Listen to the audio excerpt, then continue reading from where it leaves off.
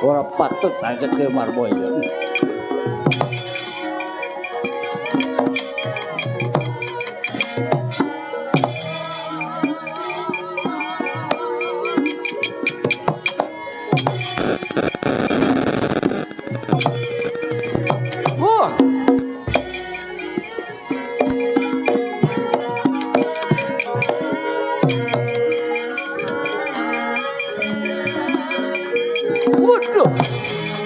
Mati aku.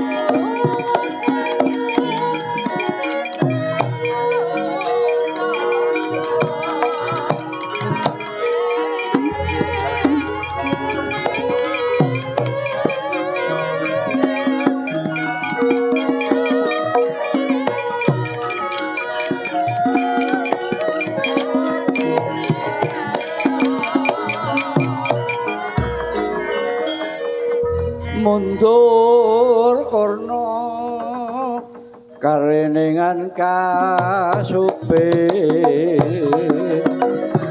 yen jagale madhep praya masenggong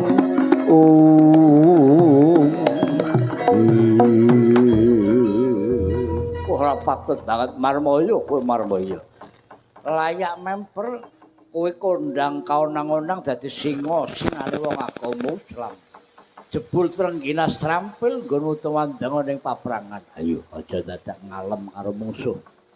Mundak ngrupake marang dadamu. Babo. Aroyo, apa? Semene guna kaditayanmu taneh bobote kang nemburi. Arep ngangkat gaman apa? Arep ngangkat gaman apa? Ora-orane tak tinggal semingkir dodo. Ingkang minangka dadi tameng nampani ampuing dadamu. Babo. Yen panjen kaya ngono kowe mareng lena pangindahmu sambata Bapakasa Ibu Pertiwi. Kowe ketiban gataku ora kalkon remuk-remuk dadi repot diwajayo kowe mareng lah. Kene sarep mangkat kok malah mak sedunung teko-teko bedengus nang ngarepanku. Sabar klin, Pak. Sabar apa? Mboten usah kesusu. Alon-alon watone kelakon, sluman-slumun watone slamet. Lho kok sluman-slumun watone slamet karep piye? Pun saiki nek sampean malih kali kula saniki bali mawon. Bali sampean bali. Ratumu dolang kencana sing jenenge Prabu Anominaksari ken tekan mriki, kon tanding karo Jare Dipati Marmaya. Lah nek sampean sing tanding yo ora kelakon menang. Ya padha karo gajah mungsuh semut paribasane sampean. Duren mungsuhe timun pun bali mawon. Ah ora. Aku kudu bisa ngrangket Dipati Marmaya ya mboten kelakon. Lho, lah kok ora kelakon ngrangket Marmaya sebab apa? Lah wong nika wong pinunjul kok tunggal guru nek kalih kula. Lah napa malih sampean aja menang kali darane Dipati Marmaya. Lah mbok sampean gelut kali kula durung karuan sampean menang. Lho. Lah apa iya? Lah ki temenan. Nek ngono kowe wani karo aku lho mboten mung wani jan wani mawi banget. Bagus. Nek pancen kaya ngono sesambat takut dosa. Sadurunge mateni Marmaya kowe dhisik tak pateni. Lah nek pancen sampean bisa mangga mang pateni mboten apa-apa. Babuh. Tanding karo aku serasa gugamelan garingan. Iya. Leno candak-candak cek untalna ber. Sampan untal mundur maju meneng kula tata-tata. Mundur maju sampan teka tak candak cek banting. Buat sampan tangi candak tak untalna ber. Sampan maju tak geret sarunge rikit. Tiba tangi untalna ber. Maju cekel ndase jeblesna blek tangi geret sarunge sampean obrok nrusup ngaso. Lah kok malah nrusup ngaso kepiye iki? Lah wong kesel sampean. Wong perang kesel ya ngaso dheset. Wong genang mah perang kesel ngaso udut. Ngombe. Makanya rampung udut, rampung ngombe gampang ngelabungane. Wah, iki abot-abot. Jiweng. Abot gentenan ya muter, gentenan sampeyan nang dhuwur. Wis. Lah kok gentenan mubeng kowe ning dhuwur meneh. Lah ya nang dhuwur, karo nang dhuwur kepenak. Wah, kaya apa kok nang dhuwur kepenak iki abot iki. Wih, sembrono kurang ajar.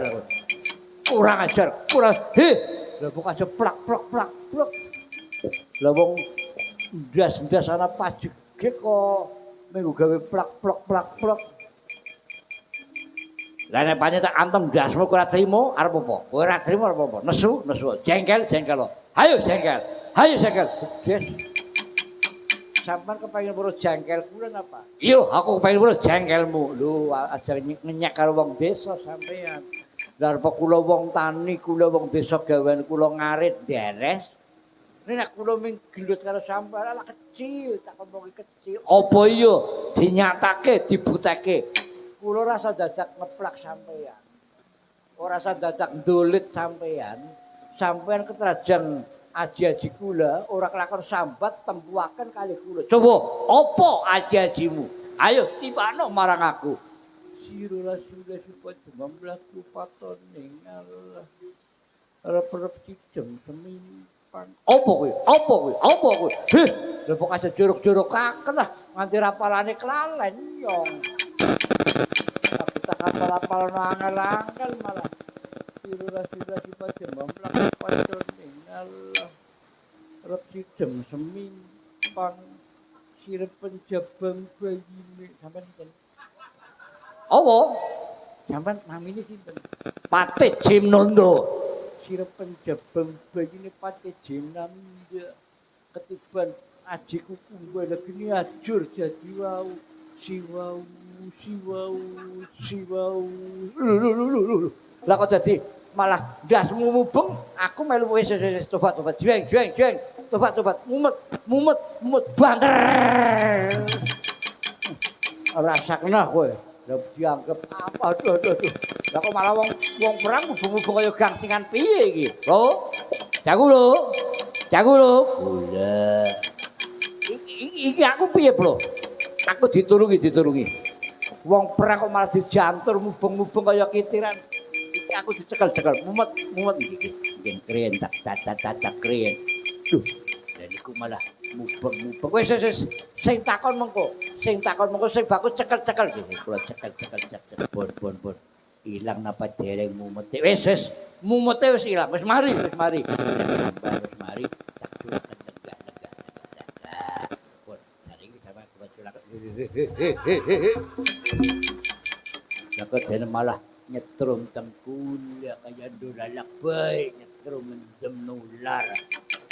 Ora patut banget kok malah wong dapure ala ning kok cangkeme mandi temen. Maca umak-umik ndase mubung-mubung aku kok melu mubung. Sirula sifat mlaku. Liyane.